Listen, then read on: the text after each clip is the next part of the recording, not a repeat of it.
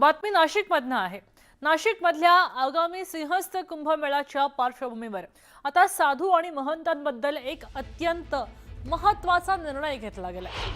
आखाडा परिषदेच्या वतीनं आता साधू महंतांना अधिकृत ओळखपत्र देण्यात येणार आहे। या निर्णयामुळे बनावट आणि ढोंगी साधू महंतांवर आळा बसणार आहे आणि भाविकांची फसवणूक रोखायला मोठी मदत होणार आहे। दरम्यान आखाडा परिषदेच्याच या निर्णयाचं कुंभमेळा मंत्री गिरीश महाजन यांनी सुद्धा स्वागत केलंय आणि हा निर्णय सिंहस्थ आयोजनाच्या दृष्टीने अत्यंत योग्य आहे असं म्हटलंय।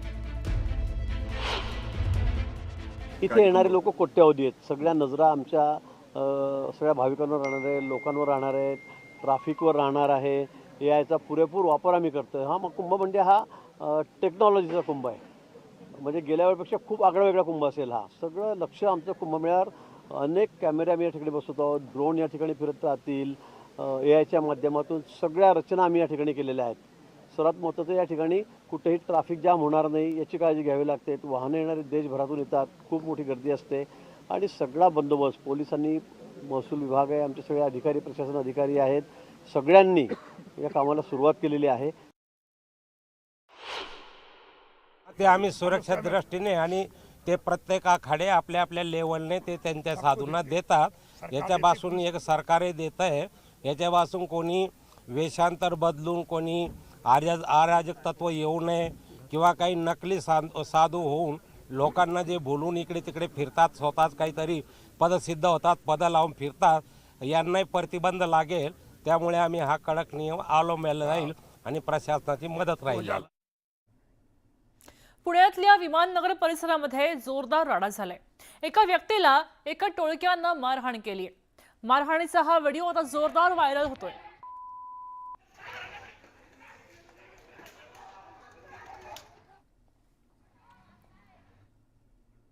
अनिल पवारांना सुप्रीम कोर्टानं मोठा दिलासा दिलाय।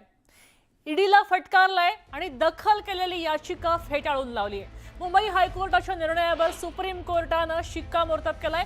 अनिल पवार हे वसई विरार महापालिकेचे माजी आयुक्त होते। त्यांची नाशिकची जमीन आणि अजून काही मालमत्ता ती खरं तर गैरव्यवहार प्रकरणी आहे अशा प्रकारचे आरोप त्यांच्यावर होते आणि ते आरोप आता सुप्रीम कोर्टानं फेटाळून लावलेत। आपल्यासोबत प्रशांत बाग जोडले गेलेले आहेत। प्रशांत, आपण पाहू शकतोय की अनिल पवारांवर काही घोटाळे आणि त्याबद्दल आरोप झाले होते आणि आता सुप्रीम कोर्टानं ते फेटाळलेत। नेमकं काय प्रकरण आहे? बरोबर, आपल्याला माहिती की जवळपास 169 कोटी रुपयांहून अधिक माया लाजेच्या माध्यमातून जमवली असा अत्यंत गंभीर आरोप आणि मनी लॉन्ड्रिंग केल्याचा आरोप अनिल पवार, जे वसई विरार महापालिकेचे माजी आयुक्त होते, त्यांच्यावर होता। पण या पूर्ण तपासामध्ये ईडीनं ज्या पद्धतीनं तपासामध्ये त्यांना इंट्रोगेट केलं किंवा वेगवेगळ्या प्रकारचे तांत्रिक मुद्दे समोर यायला लागले, त्यामुळे ती अटकच बेकायदेशीर होती अशा प्रकारचं सिद्ध झालं। मुंबई उच्च न्यायालयानं ईडीला फटकार लगावत अनिल पवार यांची तत्काळ मुक्तताई केली होती। त्याविरोधात सुप्रीम कोर्टामध्ये दाद मागितली होती। आणखी सुप्रीम कोर्टाने सुद्धा मुंबई उच्च न्यायालयाच्या निर्णयावर शिक्कामोर्तब केलं।